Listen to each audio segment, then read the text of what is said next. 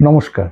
উপস্থিত সকলকে আমার আন্তরিক প্রীতি, শুভেচ্ছা, ভালোবাসা, বড়দের শ্রদ্ধা ও নমস্কার জানিয়ে প্রত্যেক দিনের মতো আজকেও চেষ্টা করব আমার এই ইউটিউব চ্যানেলে নতুন কোনো বিষয় নিয়ে, যেগুলো আপনাদের খুব প্রয়োজনীয়, আপনারা যেগুলো বেশি করে জানতে চান, বা যে প্রবণতাগুলো এখন বাচ্চাদের মধ্যে দেখা যাচ্ছে এবং মা বাবার মধ্যেও সে প্রবণতা রয়েছে। প্রবণতাটাকে খারাপ যে তা নয়, কিন্তু প্রবণতাটা সবসময় ঠিক না। যেখানে অপশান অনেক রয়েছে সেখানে প্রবণতার গুরুত্ব দিয়ে লাভ নেই। প্রবণতা মানে টেন্ডেন্সি তৈরি হয় আত্মপরগ্রহ থেকে। তুমি খেতে ভালোবাসো, আমি ঘুরতে ভালোবাসি, আমি গান শুনতে ভালোবাসি। যে যেটা করছে সেটার মধ্যে এমনভাবে হয়ে যাচ্ছে, সেটা নেশায় হয়ে যাচ্ছে।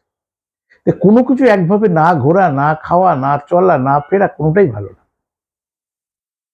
যে বেড়াতে পারবে না, তখন ঘরবন্দি হয়ে গেলে হাজবেন্ড নিয়ে যেতে পারবে না, তার মাথা খারাপ হয়ে যাবে। তাই প্রবণতাটাকে ত্যাগ করতে হবে। প্রবণতা আত্মপরগ্রহের উপর নির্ভর করে। ওই জন্য সব মানুষকে এর আগেও বলেছিলাম, বহু বছর টিভিতে বলেছি, আজ থেকে 20 বছর আগে, যে আত্মকরক গ্রহের প্রত্যেক মানুষের প্রতিকার করা উচিত। আত্মকরক নিয়ে অন্যদিন আলোচনা করব। তা আমাদের টেন্ডেন্সিগুলো সবসময় তো ঠিক না। সেই কারণে আমার সে প্রবণতা তৈরি, সেই প্রবণতা অনুসারে পড়ছি। কিন্তু প্রবণতা অনুসারে খাওয়া, চলা, বেড়া, পড়াশোনা ঠিক না।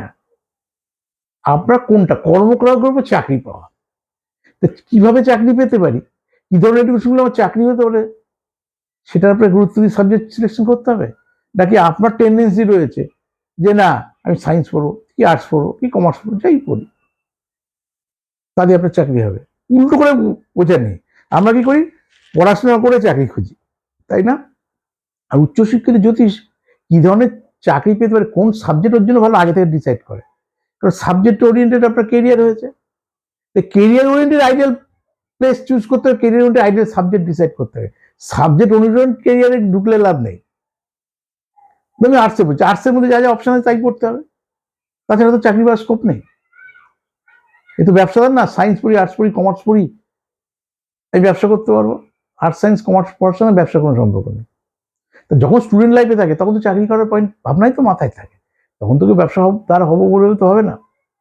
সেখানে সে পড়াশোনা করে, পড়াশোনা যখন করে কর্ম করার গ্রহের ওপর তাই এডুকেশন করা উচিত, মানুষ পর আত্মকর গ্রহের ওপর, যে আমি যেটা ভালোবাসি বা পছন্দ করি।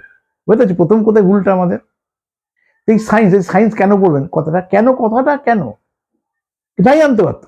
হ্যাঁ পড়বেন, এরকমই যদি হতো আপনার পাড়ার সব ছেলে মেয়ে সায়েন্স পড়ছে, পৃথিবী ধ্বংস হয়ে যেত।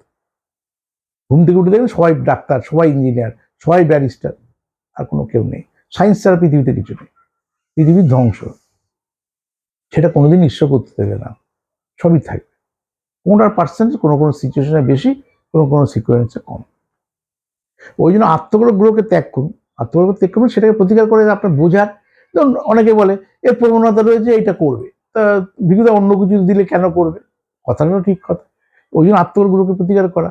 যে রাস্তাটা দেবো, ও বাচ্চা বুঝে না, কিন্তু যখন বুঝবে যে এটা করলে আমার চাকরি হতো, কেরিয়ার হতো, তখন যখন হবে না, এরকম অনেক কেউ শোনে না, বাবা আমাকে তুমি আমার জন্য কিছু করনি, করতে পারোনি,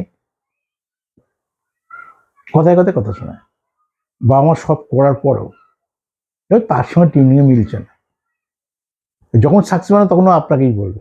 এখন বাবা মায়ের তো সবই দোষ, সন্তান যাই করুক বাবা মা সবসময় দোষ থাকে। তুমি আমার জন্য করোনি, দেখো ওই লোকটা করছে, তুমি আমাকে এইটা দাওনি, দেখো ও মুখের বাবা দিচ্ছে। এ তো এখন তুলনাটা বেড়ে, আমাদের সময় তুলনা ছিল না। পড়লে পর, না পড়লে না পড়, নালে মার খা। নেশা ছিল জীবনে একটাই, ফুটবল খেলা। গরিব ঘরের একটা বলকে 11 জন মিলে লাথি মারো, এর থেকে সহজ কিছু নেই। তাহলে ওইটা নেশা, তাই মার খেতাম ঠিক টাইমের মধ্যে বাড়ি না ঢুকতে পারলে, মাস্টারের কাছে যেতে হবে। তাও তখন প্রত্যেকটা সাবজেক্ট একটা মাস্টার ছিল না, গ্রুপে পড়াতো। ছোটবেলায় দিদিমণি, তার কিছুটা সময় মধ্যে মা, তারপরে মাস্টার। সায়েন্স পড়লে সায়েন্স গ্রুপ একটা মাস্টার পড়াতো, যারা কমার্স হয় কমার্স গ্রুপ আলাদা, সব আলাদা আলাদা। কিন্তু এখন প্রত্যেক সায়েন্সের যে পড়ে, সেই সায়েন্সের যে ফিজিক্স পড়া, সে কেমিস্ট্রি পড়াবে না। যে কেমিস্ট্রি পড়ায় সে ম্যাথ দেখাবে না, সে বায়োলজি পারবে না, বা সে কম্পিউটার পারবে না। তাহলে রাস্তা অনেক, জায়গাগুলো অনেক ভেঙে গেছে। তাহলে আরো অ্যাওয়ারনেসের প্রয়োজন। শুধু ভালো লাগার দিলে গুরুত্ব দিতে হবে না, কোনটা করলে আমার কেরিয়ার হবে। সেখানে পড়ার আগে আপনি দেখে নেন আপনার কোন গ্রহটা ভালো আছে, কেন পড়তে চাইছেন, এটা পড়ে কি করবেন। আমি বললাম ডাক্তার হবো, কেউ বললাম ইঞ্জিনিয়ার হবো, এটা আমাদের কমন ভাবনা বলছি। তা ডাক্তার হবো এটা আমার ভাবনা, ভাগ্যের আছে কি? ভাগ্য দ্যাট ইজ কর্ম। নবমপতি কোথায় কিভাবে আছে, নবমপতির উপর আমার সন্তানের কেরিয়ার হবে, একাদশপতির উপর সোর্স অফ ইনকামটা তৈরি হবে, নবমপতির উপর ভাগ্যের ইম্প্রুভমেন্ট হবে। ক্লিয়ার?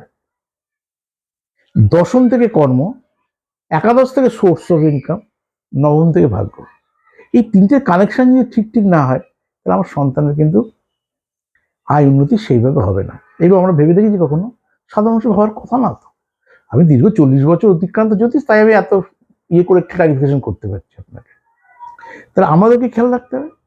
তাহলে এবার ধরে নিচ্ছি এই ছকটা মেডিকেলের ছক, অর্থাৎ ডাক্তারের ছক। মেডিকেল বলে শুধু ডাক্তার বোঝায় না, অনেক কিছু বোঝায়। স্বাস্থ্য দপ্তরটা অনেক বড়, অনেক কথা দিয়ে ডাক্তার দিয়ে বোঝায়। এটা অ্যাজ এ ডাক্তারের ছক। এই অ্যাজ এ ডাক্তারের ছক যদি আমি বুঝে যাই তাহলে আগে আমার কী করতে হবে?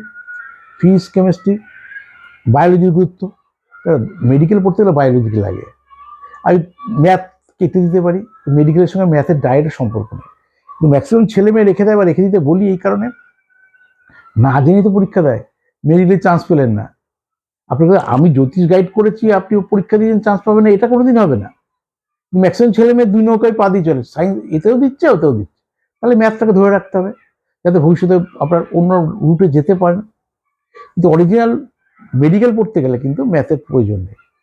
সবই টাফ সাবজেক্ট, ফিজিক্সে যাবে, কেমিস্ট্রি যাবে, ম্যাথামেটিক্স পড়বেন, আবার বায়োলজি পড়বেন, ওই নাম্বারগুলো তুলতে হবে তো। কিন্তু মুশকিল কোন জায়গাটায়, যে আমাদের মধ্যে ফোকাসটাই ঠিক নেই। তাহলে মেডিকেল হলে এই কম্বিনেশনে থাকবো, ফিজিক্স, কেমিস্ট্রি, ম্যাথামেটিক্স, ল্যাঙ্গুয়েজ তো থাকবেই, বায়োলজি। ঠিক যদি মনে করি এটা অ্যাজ এ ইঞ্জিনিয়ারের ছক, যখন ডেফিনেটভাবে একটা জ্যোতিষ আপনাকে গাইড করবে ইঞ্জিনিয়ারিং, তাহলে কি কি কম্বিনেশন, ফিজিক্স, কেমিস্ট্রি সাথে জ্যোতিষ হতেই ইঞ্জিনিয়ার হতেই পারবে না, math must. Without math engineering করতে পারবেন না। এইবার অ্যাডিশনাল, ওই যেমন অ্যাডিশনাল সাবজেক্ট আমার ফোর্থ সাবজেক্ট আমার বায়োলজি ছিল, বায়োলজি যেটা মেডিকেল পড়তে পারবে না, কম্পিউটার রাখুন।